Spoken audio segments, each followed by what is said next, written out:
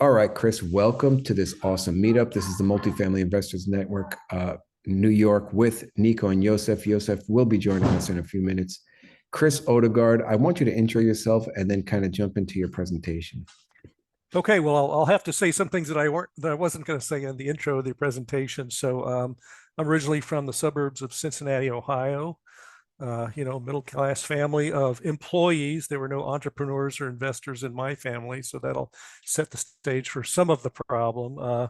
I did the typical thing, got an education, moved out to Seattle, and worked for a big aerospace company out there who doesn't have quite the reputation today that it did most of the time when I was working there.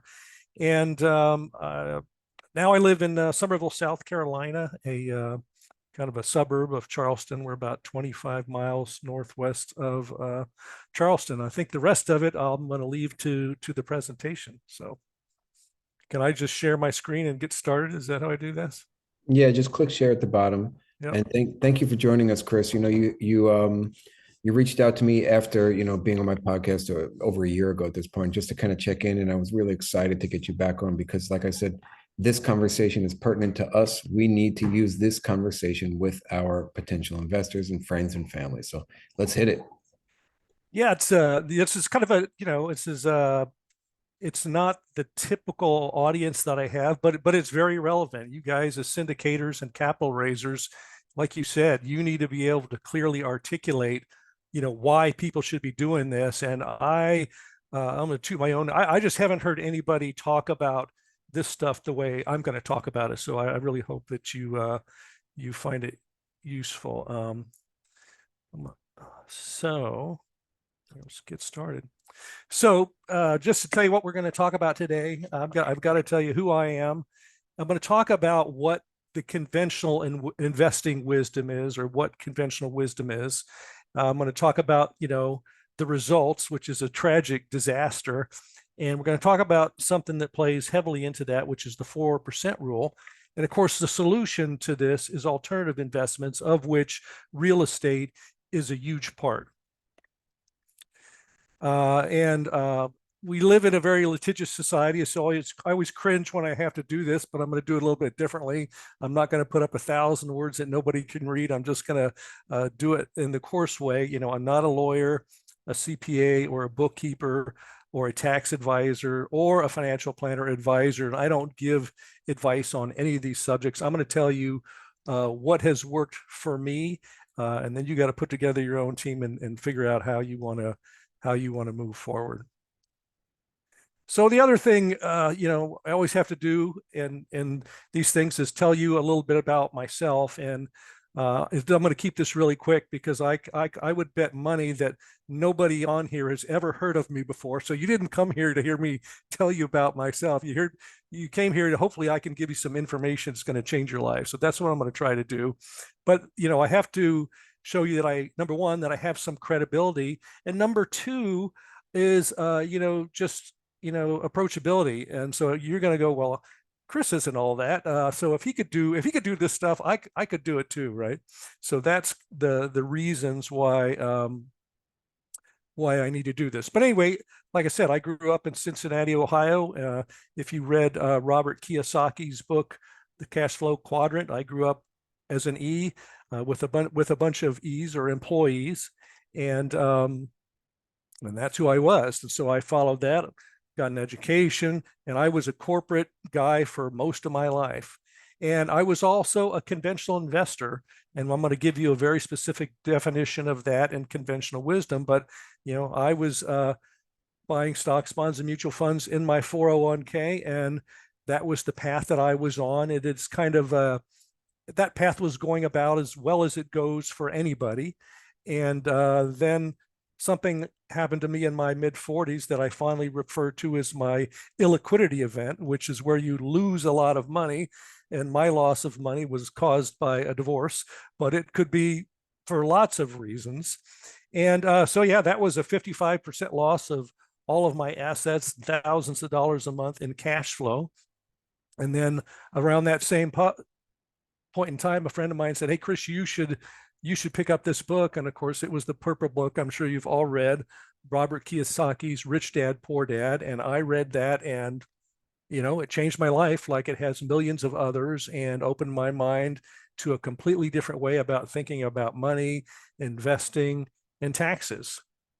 And so fast forward, so I started moving from a conventional investor to an alternative investor, pretty quickly. Single family rentals, small multifamily. Then there was notes. Then there was self storage, ATM machines, apartment buildings. I've kind of done a whole bunch of it.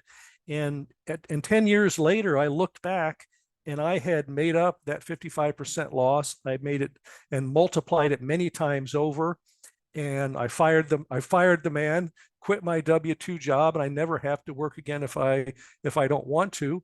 And then I started writing a blog at theprolificinvestor.net talking about my journey and how I did it. So, and I also published a book a couple of years ago called "Get Off Your Ass and Manage Your Money: Why You Need Alternative Investments." So that's the short and dirty about who I am.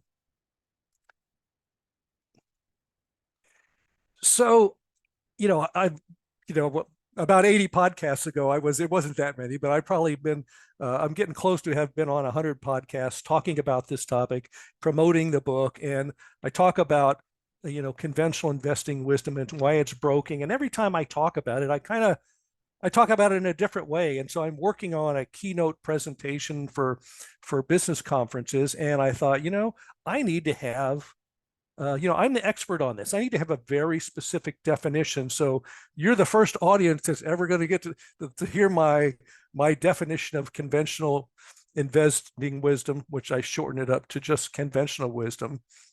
But conventional wisdom is investing in a portfolio of stocks, bonds, and mutual funds, typically through a 401k, with the expectation that is going to get you to financial freedom or an abundant retirement lifestyle. That's the conventional wisdom. This is what most of Americans do. They don't even know why they do it. They don't even know that they've adopted this. They just, from the time we come out of the womb, this is what our family does. This is what our friends do. You get a job, and that's what everybody you work with. And there's a financial industry that in 2022 spent $21 billion advertising this stuff. So if you didn't get from your family and friends and coworkers, you saw it, on your Facebook feed, or you saw it, on television or radio or somewhere. So it is everywhere. The shocking thing that I'm going to tell you, and this is all the stuff that you want to talk to your investors about, is that this doesn't work for 91% of the population. The people that are on this path, 91% of them are going to fail to reach financial freedom or an abundant retirement lifestyle. I'm going to show you very specifically using math how this works. So let's talk about what the results of conventional wisdom is. And I could spend the whole time with facts and figures and statistics like this, but I just picked three that I think are particularly relevant. So 56% of Americans can't afford a $1,000 emergency expense from their bank account. In other words, they can't pay cash. So that means that if you have a car repair, or you take a trip to the hospital for a broken bone, you can't pay for that. So where is that going? It's going on a credit card. And the average credit card balance is $8,942. So, and that may or may not sound like a lot of money, but so if you've got this $8,900 balance on your credit card, you've had a number of these emergency situations, to get to this $8,900, and you decide, okay, it's time to pay this off. Well, if you put $300 a month toward this $8,900 balance on your credit card, at the average interest rate of 24%, it'll take you 46 months to pay this off. And not only will you pay off that $8,942, but you're also going to spend $4,794 in interest. So I think you could pretty quickly see how somebody gets into this situation and they never get out of it. And then the last statistic here is that 56% of Americans have less than $500,000 saved for retirement. And So this is kind of misleading. If all of us had $500,000 in our bank account right now, we would think that's a lot of money. If we had $500,000 on the in our bank account on the day before we retired, and that 500,000 is what we had to live on, I'm not sure if people would really understand. Is that a lot of money? Is that enough? And so anyway, we're gonna talk a little bit more about that. So I need to trademark this term. When you're following conventional wisdom, you're on what I like to call the 401k highway to mediocrity. I mean, you are not getting anywhere very fast. And that's the path I was on, for most of my life. And it was a mediocre path. And then it became even more mediocre when I got divorced and lost 55% of everything. And one of the things that conventional wisdom is based on, it's based on this accumulating this mountain of assets in the form of stocks, bonds, and mutual fund, which guess what? Don't produce cash flow. And you can't live on a balance sheet that doesn't produce cash flow. Now, if investors were investing solely in dividend producing stocks, that would be a different story. But that's not what people are doing.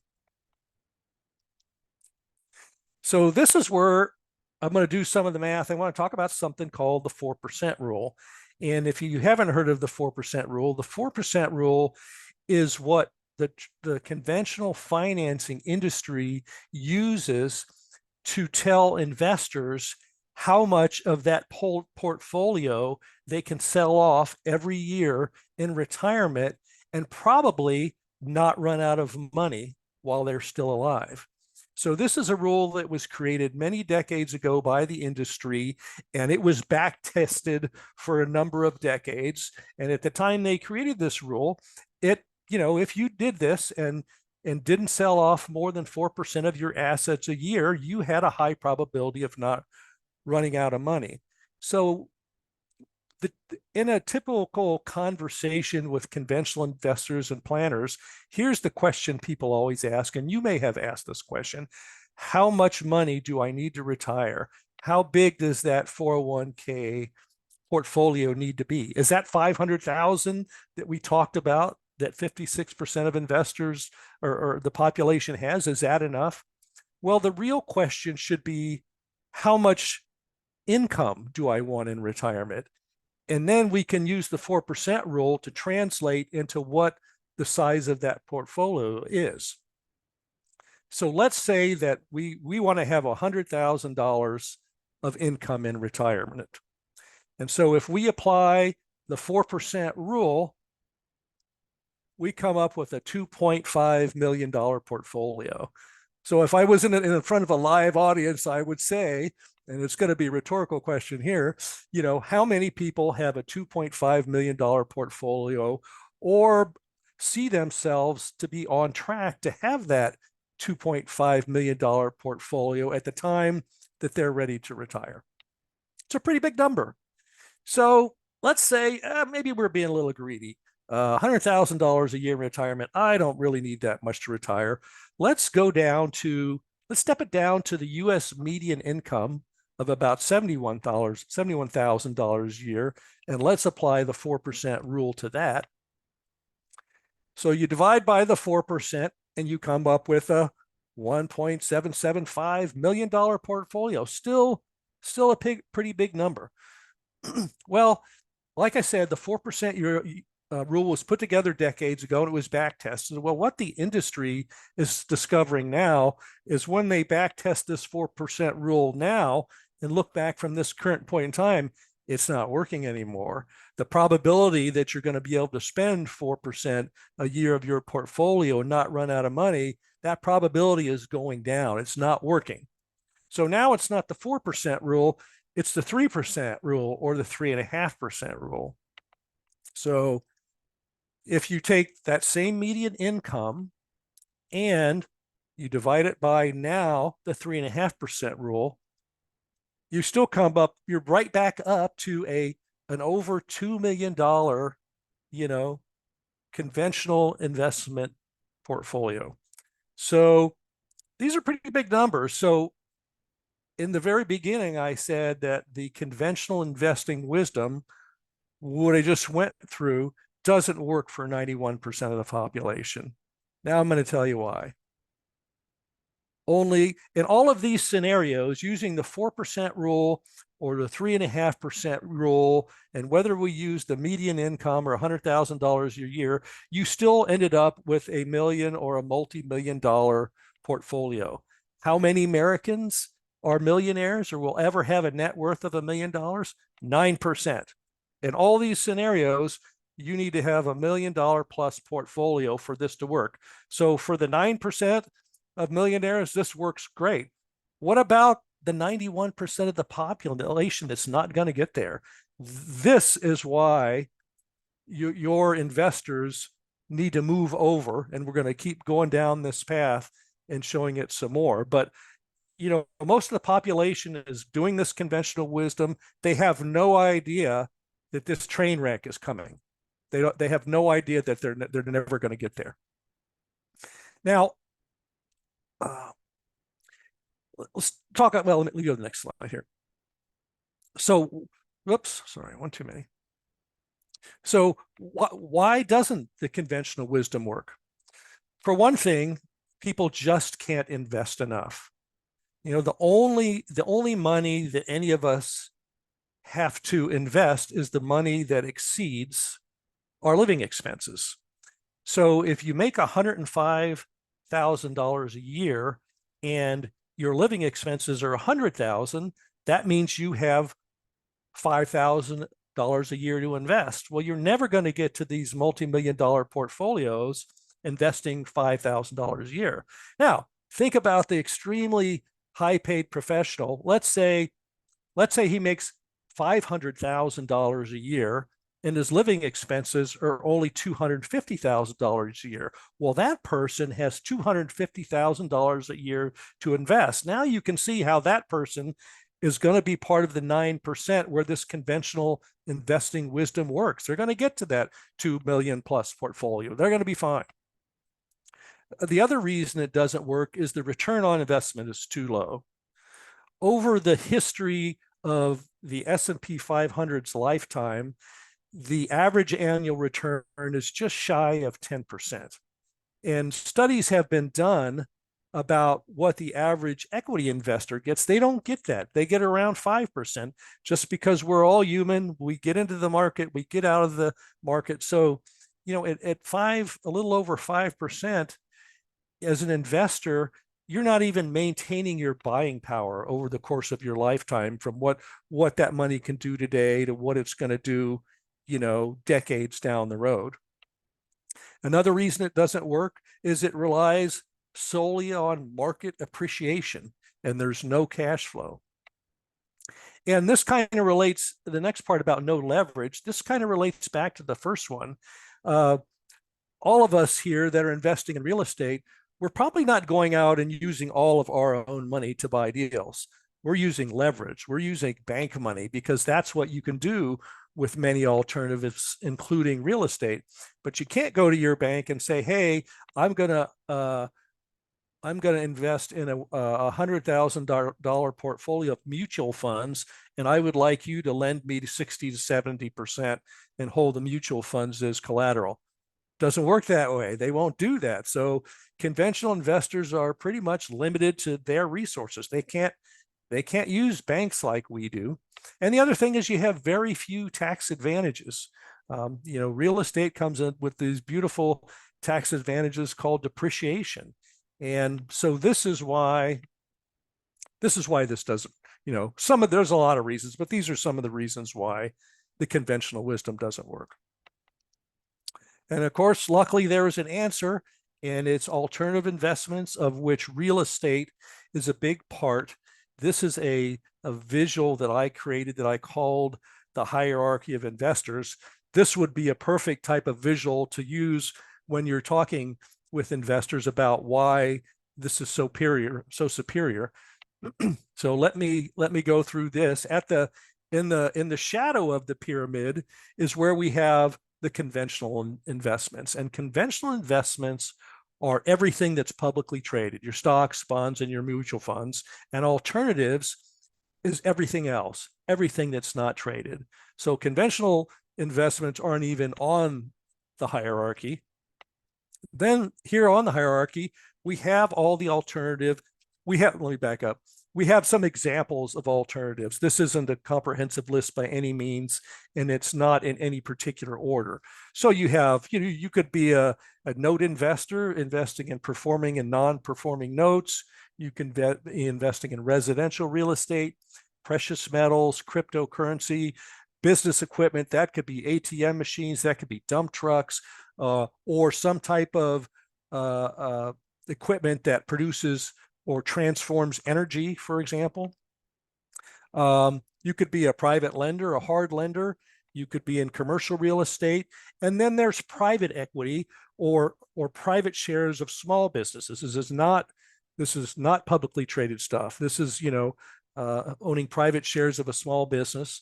And cash value life insurance is a great foundational tool. It's not a great investment, but it allows you to be the properly structured cash value life insurance allows you to be your own bank and really amplify the returns on whatever you're doing, whether it be conventional or alternatives. And then, being a syndicator or a sponsor isn't an investment, but it's kind of just a progression that happens sometimes. We're all going to run into the situation where we've used all of the money that we have for down payments and all the bank loans that we can get, and we just want to keep going. So what do?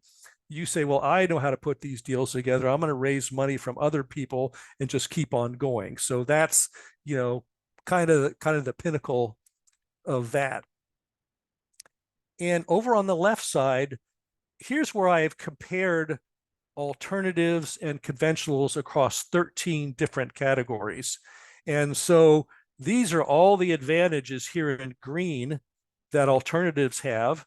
There's 2 neutral items, and there's one disadvantage. This is the one thing where the conventional investment is better. And so I'm going to walk through each of these. So in the advantages section here, alternatives have more asset protection. So one example would be if you've ever been in a syndication as a limited partner. And so you're a limited partner in an apartment building, there's a fire, people die, none of that liability is going to come back on you or your entity. The only thing that you're going to lose is the $50,000 or $100,000 that you put into that. So there's some built-in asset protection there. Control. If you have there's greater control with alternatives. If you have a single family rental, you have things that you can do to change the outcome, the performance of that investment. You have control over the rent, the expenses, the property manager, the amenities, the marketing. You have all kinds of control. In the stock market, you don't have any control, and frankly, it's not even the business. The stock market is just an emotional trading ground where, politicians, government officials, people do things, and then all of a sudden the value of your investment changes. Nothing has changed with the company that you invested in, but the emotions are driving changes in value that happen instantly. Tax efficiency. Again, real estate has this beautiful thing called depreciation. So you can have an asset that is generating positive cash flow income to you, but when it comes time to your tax return, it's a loss because of depreciation. Volatility. Alternatives, they're not publicly traded. They have much less volatility. I was listening to a speaker one time, and he said something that was very simple and very profound. Talking about real estate, he said, the value of your real estate only matters at 2 times: when you buy it and when you sell it. If you bought it right and it's a cash flowing property, it doesn't make any difference what the value is. And I have a personal example. I bought my post-divorce condo in 2007 in the Seattle area at the top of the market for $200,000. The real estate market crashed, and that the value of that fell to $100,000. The only reason I would care was if I needed to sell it. I didn't need to sell it. It was fully rented all the time, and the rents increased over the next 10 years. And 10 years later, I sold it for a little bit of a profit. So we don't have the volatility in alternatives that we have with conventional investments.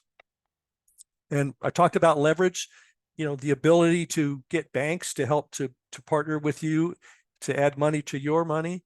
You just don't have that with stocks, bonds, and mutual funds. And insurability, we don't even really think about this.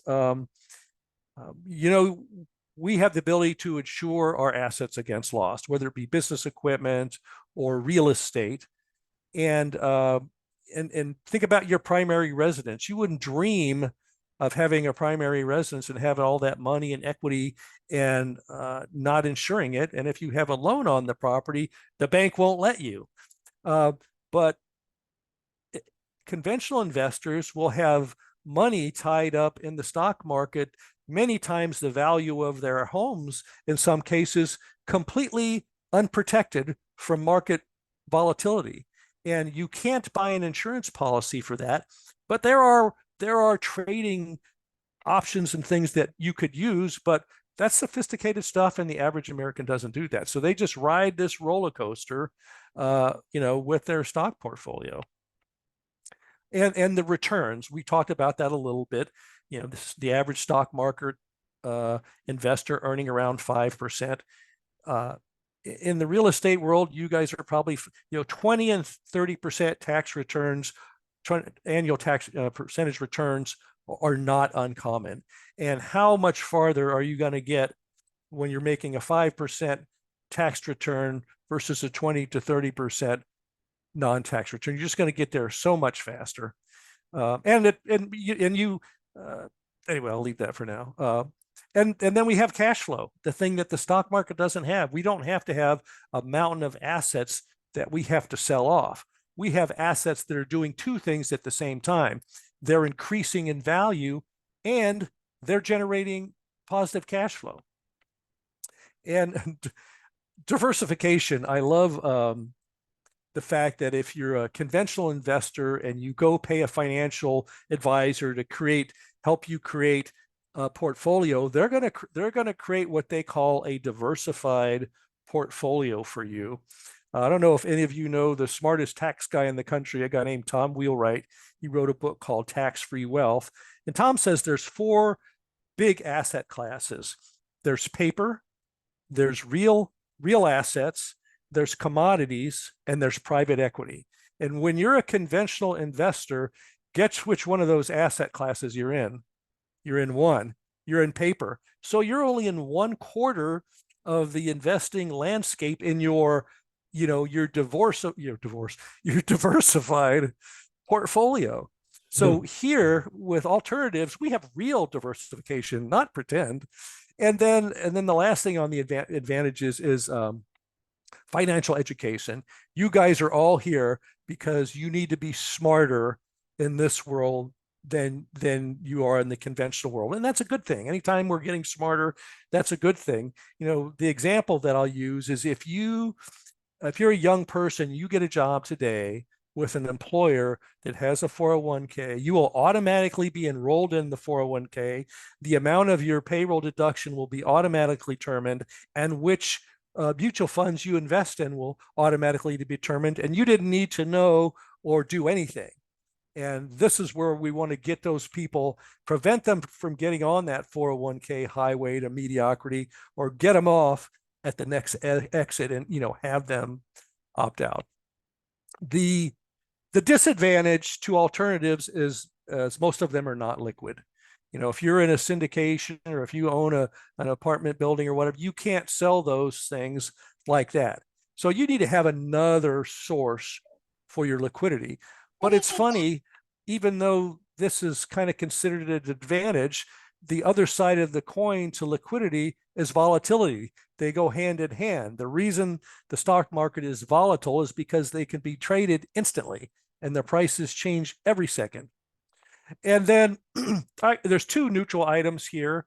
And one is risk. Every investment has risk, so you have to, make yourself comfortable with the investment that you're making and do your homework. And some of the alternatives, especially in the syndication space, are limited to accredited investors only. And if you are one, that's no big deal. And if you're not, that just means you have to find those things that don't have that limitation. And then we're almost done with this section. So yeah, over here on the upper right side, these are types of ownerships. And it's kind of a progression of what sophisticated investors do. And you don't have to be an alternative investor to go down this path, but typically the conventional investor doesn't do this because they're not really spending any time on their investments. They've handed it off to somebody else, and so they don't do this. But kind of the progression is you start out investing in things in your personal name. You open a Charles Schwab brokerage account and it's in your name. At some point in time, a 401k or an IRA comes on your radar screen, and there's you see a tax advantage or a matching thing. And you go, okay, I'm going to do that, and then your investments are titled in the name of that 401k or IRA. Later on, you meet this beautiful person, you get married, you have children, and you start to think about what's going to happen if something happens to, me or my spouse. And that's where you go, we need a trust because we need a smooth way to transition our assets from us, to whoever the asset manager is going to be, and avoid the cost and the delay of probate. So you're going to put your things in a trust. And then now some of these things, the 401k and the IRA provide a little bit of tax benefit. There's also a little bit more asset protection in there. There isn't any tax benefits or asset protection in a trust. And then the next step is, you've been doing this for a while, however long it is, and you've accumulated some assets, and you say, you know what, I don't want to lose my assets to a frivolous lawsuit, or maybe not even a frivolous one. You've got a 16-year-old boy who's driving, and 16-year-old boys who drive aren't known for being the sharpest tools in the shed. And what if he gets in an accident, and whether he's culpable or not, somebody dies, and all of a sudden all of the assets that are in your personal name are up for grabs? Well, they're not up for grabs if you put them into a business structure. And then the next progression is a syndication where you're a limited partner. And I mentioned the fact that as a limited partner, you have limited liability. You're only liable for the extent of your investment. So that's the hierarchy of investors. And that's what I use to kind of, amongst other things that you're seeing here, to teach people the benefits. I'm going to show you another way to look at this, just because I think different people respond differently to things visual. This is the alternative investment scorecard. These are all the 13 characteristics of investments, and here's the alternative column, and here's the conventional column. You can see all the green things here in the alternatives, and only one of them over here on the conventional side. So I have to ask myself, well, why, if this is so true, why are so many people over there in the conventional investments? Well, it has a little bit to do with that 21 billion that's spent on advertising every year to convince people that, that's where they should be. In the alternative world, we're not bombarded. There's not a $21 billion industry that's out there promoting alternatives, everywhere. And then I think there's one more thing. I mentioned the 4 asset classes. So just a visual representation of this. So you've got the 4 asset classes: paper, real assets, commodities, and businesses. So here's the paper asset category, and you see that there's one tiny slice of this where all the conventional investments fall: stocks, bonds, mutual funds, ETF. So here's your diversification, when you're working with that financial planner who's going to build you a diversified portfolio. You can see that you're not diversified at all because you're in none of this stuff over here. And that's what I wanted to cover today. So I think that we've covered it, and probably a little quicker than I usually talk faster when I get going on these things. So anyway, if you want to get a hold of me and read some of my articles or videos, you can see that at theprolificinvestor.net. There's a conventional wisdom quiz that you can take there.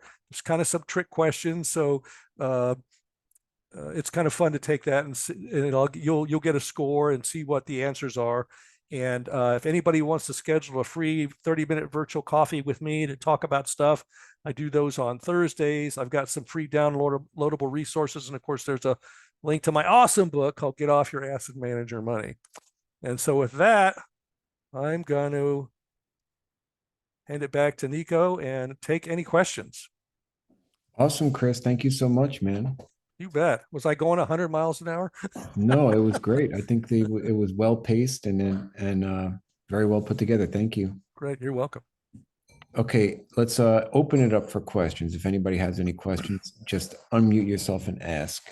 And if you don't, then I'm going to take the lead on this, which you guys know I can talk all the time. All right, we have a comment from Ilvi.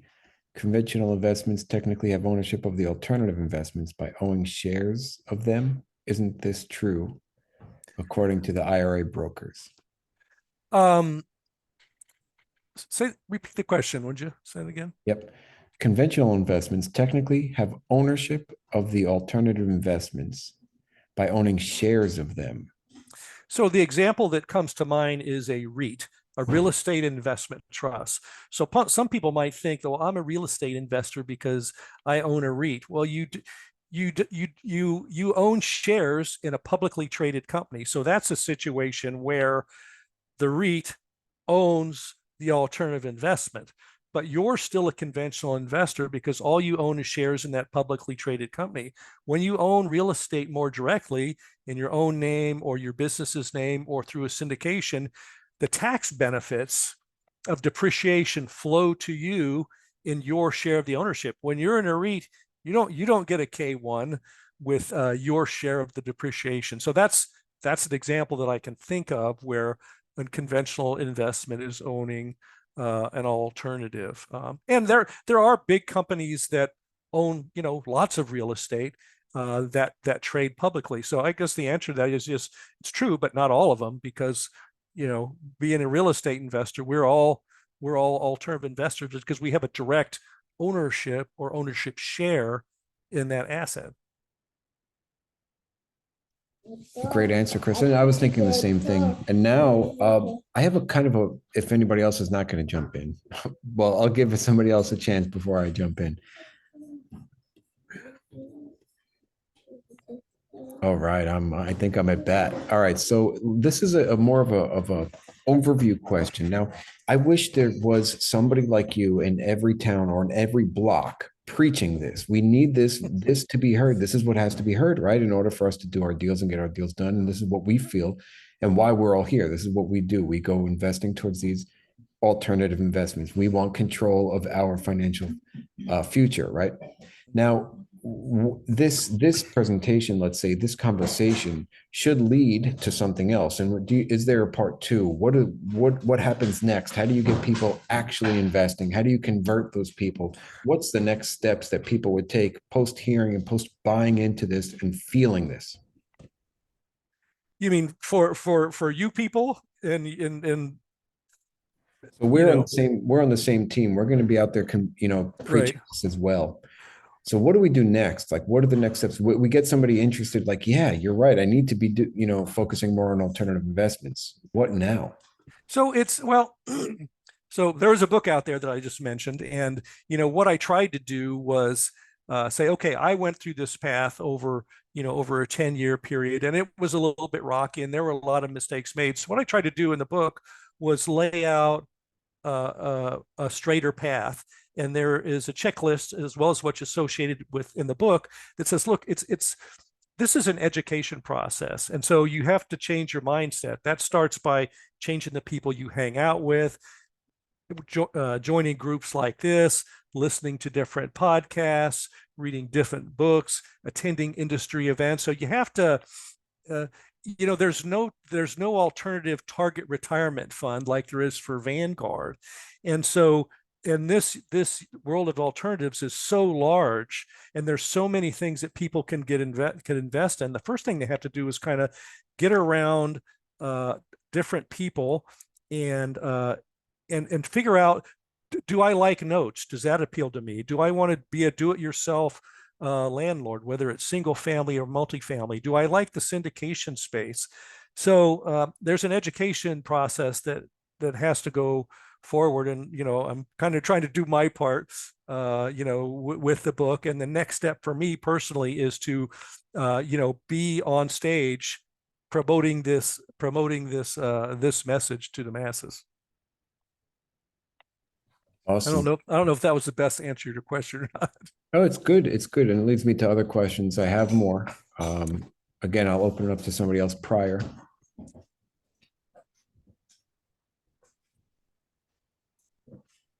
Anton, you have Chris. something? Federico, that's you. Okay. Yeah.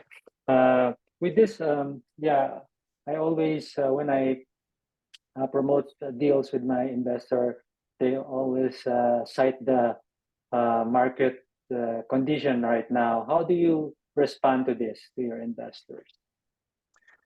There is money to be made in every market cycle. And the question is, and I'm a big multifamily investor, and the question is, is now the right time to be getting into multifamily? And I'm kind of on the sidelines myself a little bit right now, but what's gonna fall out of this is there's gonna be a lot of distressed sellers.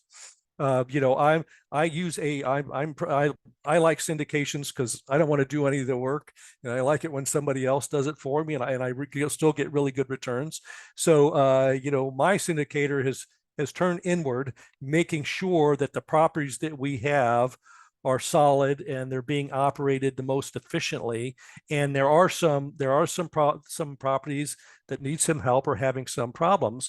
And I'm sure that we're going to, if anybody can navigate these waters, it's the group that I'm using.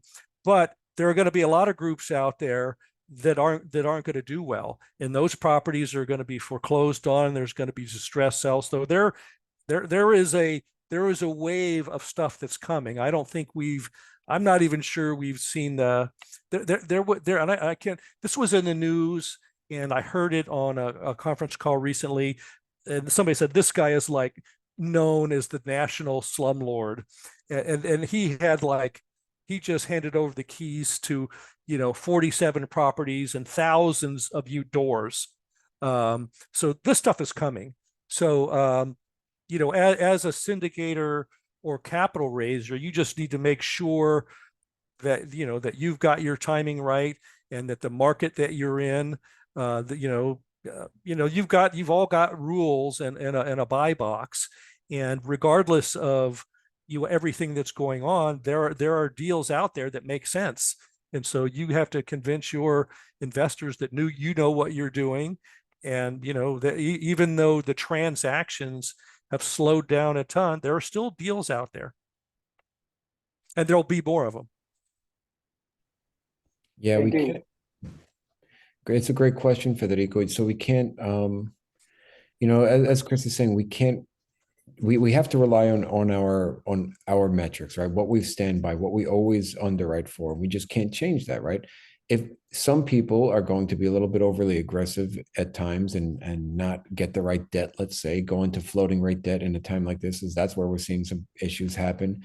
We're also seeing some issues with people who are just doing deals to get that acquisition fee, right? And we want to avoid those people. So Chris makes a great point with really knowing who you're operating with, really having those relationships with your investors, that they trust in you for the sake of really putting the investors' interests first, rather than a quick buck or winning a deal thinking that the market is always going to be going up. We have to kind of underwrite with our basic criteria, knowing that the market could dip from time to time. But as Chris also stated here during this presentation, you make your money when you buy and when you sell. Those are the only two important times, right? So as long as you're operating and your debt is good and the interest rates, you're not worried about that interest rate flying up or soaring up. You have fixed rate debt for the next 5 years or so. Then it would be a deal to pitch to investors. I would feel comfortable. And as a limited partner, I would feel more comfortable as well going with somebody who's got debt like that, rather than somebody with 80-90% leverage on something that's going to be floating at this point. I can give you another example. So I went to a conference, I guess it was probably, last year. Yeah. And the founders of this syndicator that I use primarily was there. And I had one question that I wanted to ask. I said, okay, we're in these times. I said, are you changing any of the criteria on what you're buying? Answer was no. So they like you guys, they have a formula, they have a box, and it's always a yes or a no. I said, in this market, are you changing anything? They said, no, the formula that we have used works. And if there are properties that are a thumbs up based on what we've all been doing, we're going to do it. And if there aren't, we're not doing any. And there was something else along with it. Oh yeah. These guys have a track record of, delivering average annual returns in the 38% range. Excuse me, 30% range. But every time they come out with a new deal in a pro forma, it never says 30%. They're always the same. They're always like, 19 to 22. So, and sometimes you go, well, why, they're always, under promising and over delivering. But this is the time when you're glad that they had, in Phoenix, Arizona, where rents were going up, 25% a year.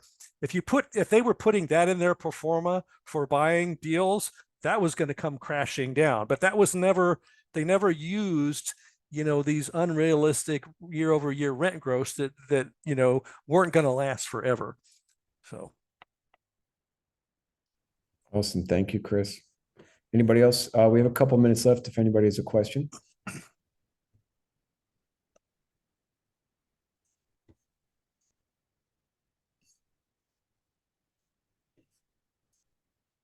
All right. Well, we could wrap it up then. I just want to say thank you all for joining us here. It is not easy on any night of the week, right, to take some time out of your night and jump in, learn something new, meet people, connect with people. But we all know, everybody here, that this is extremely important. So, not only just to be hearing new things and learning new things, but to be connecting with people. Not only that, even rather to be connecting with people, but just to be in the game, to be constant, to be showing up, to be relevant. We have to be in this. We have to keep ourselves motivated and accountable. So I appreciate you all for coming tonight. Chris, thank you. This is a wonderful presentation. And I know our listeners and our audience on YouTube and our mailing list are going to get a ton of value from this, whether they take it to learn themselves or whether they take this information to then repurpose and use for their own pitches to their own investors. I think it's wonderful what you're doing, and continue preaching it, my man. My pleasure. Thanks for having me on. I appreciate you guys sharing, taking the time to be here. Yeah, great job, Chris. Thank you. You bet. Thank you, Nico. Thank you, Chris. All right. Take care, everybody. Everyone. Bye, guys. Cheers.